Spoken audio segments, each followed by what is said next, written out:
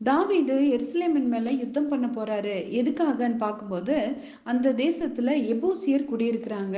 இந்த எபூசியர் தாவீத பயமுறுத்துறாங்க. தாவீதே, நீ எங்க தேசத்துக்குள்ள வர முடியாது. உன்னை குருடரும் சப்பாணிகளும் உன்னை தடுப்பாங்க அப்படின்னு சொல்லி. ஆனாலும் தாவீது எதிர்த்து போராடி அந்த எருசலேமில் குடியிருக்கிற எபூசியர்களை துரத்திட்டு அதன் மேல வெற்றி காண்றாரு. ஆமாங்க, இன்னைக்கு கூட இந்த எபூசியருடைய ஆவி ஜனங்களுக்குள்ள கிரியை செய்யதான் செய்யுது.